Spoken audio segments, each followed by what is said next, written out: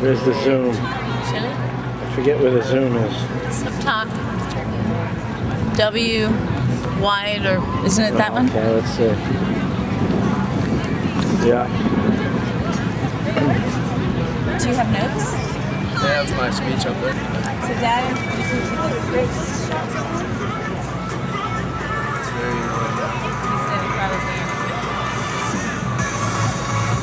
display everywhere. It's old. Except for the first time in the radio. We went to McAdoo. Wow.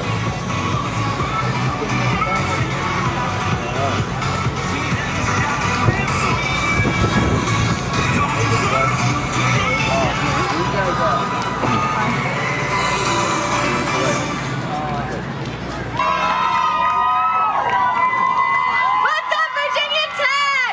Welcome to 2013 Relay for Life. I'm Alan Ann, this year's exec for entertainment, and we are so excited to see all of you here all ready for this amazing night. This year has already been such a great success, not to mention we're starting the night with over $500,000! My name is Kristen Chase, and I'm part of the Relay Recruitment Committee this year.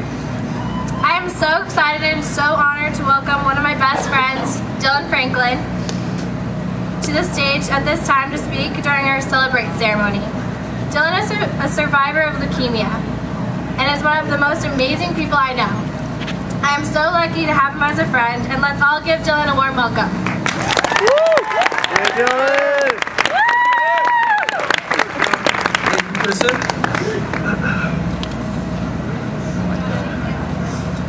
It was my junior year of high school. I had straight A's. I just won a soccer state championship a few months ago. I was on the varsity wrestling team, and I was in the best shape of my life. Life was great. Wrestling season had just begun, and I was off to a great start. My coach expected me to win a district championship, and so did I. However, I had a horrible cough that I just couldn't shake. The season went on, and I started to spike a fever by the second round of every match that I wrestled. The weeks went on, and my condition only worsened. I felt weaker and weaker as the weeks went by. At this point, we decided that it was time that I should see a doctor. They ran blood tests, but found nothing conclusive.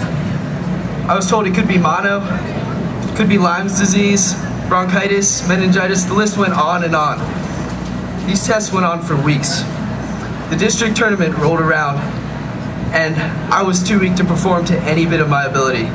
I ended up having to forfeit my final match and settle for 5th place, an extremely disappointing end to my season. Soccer season began the next week, and same thing, my condition was just as bad. Finally, the doctors decided it was time that I should see an oncologist. So, on St. Patrick's Day, March 17th, 2009, I visited the oncologist. And that's when I heard the sentence that changed my life forever. Dylan, you have cancer. My name's Dylan Franklin. I'm 21 years old. I'm a sophomore accounting major, and I'm a brother of Tau Kappa Epsilon. I'm also a cancer survivor. Today, I want to share my story with you.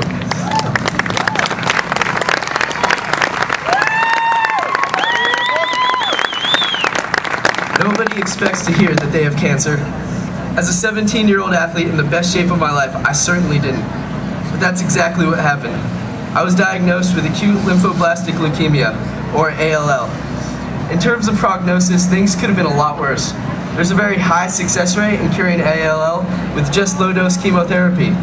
I was told that I would be getting chemo every few weeks for about 9 months, and then just be under close watch for 3 years. That didn't sound too terrible. I knew I could handle that.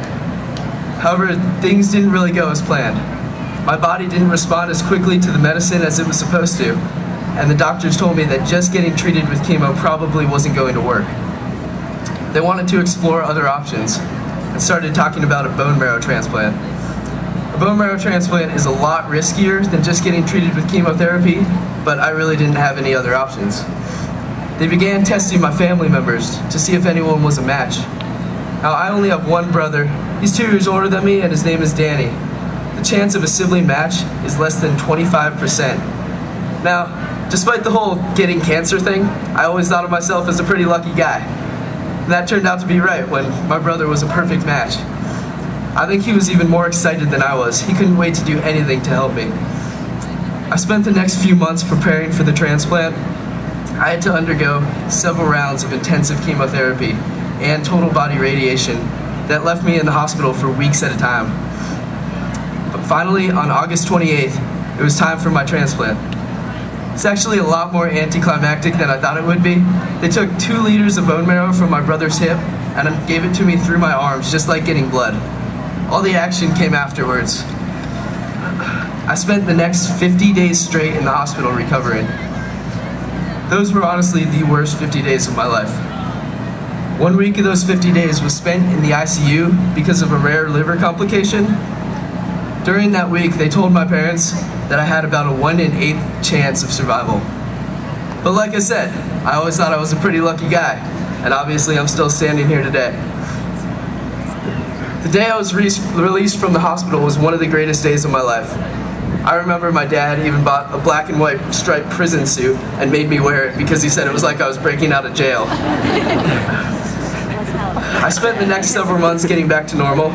My hair grew back, I lost the weight that I had gained in the hospital, and I started getting back into shape. I had to take a year off of high school, and during that year I even started a small t-shirt business called Beautiful Poison, which was based off of a term that one of my nurses had used to describe chemotherapy. Through Beautiful Poison, I was able to share my story and donate a portion of my proceeds towards cancer research.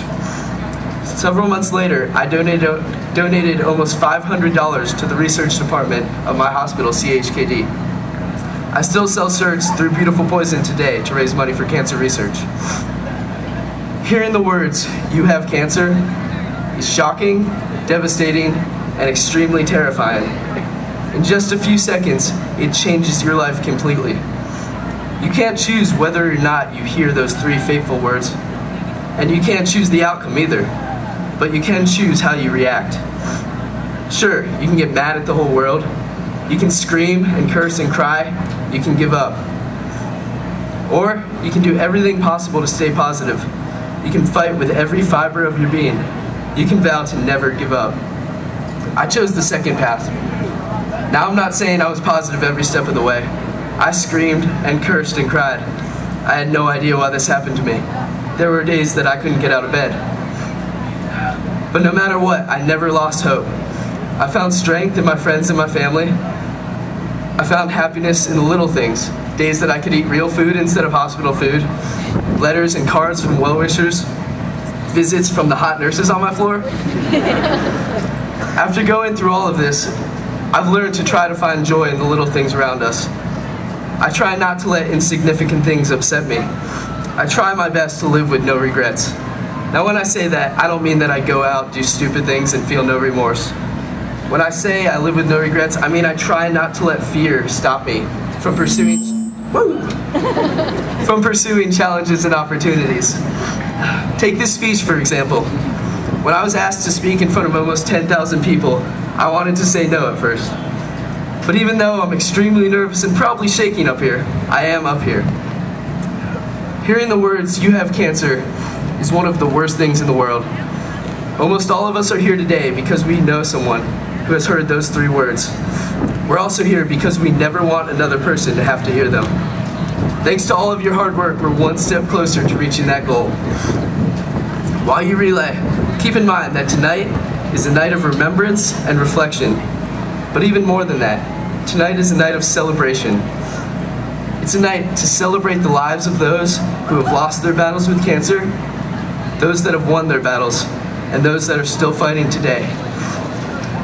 So remember, have fun tonight, raise a lot of money, and don't forget to celebrate. Thank you.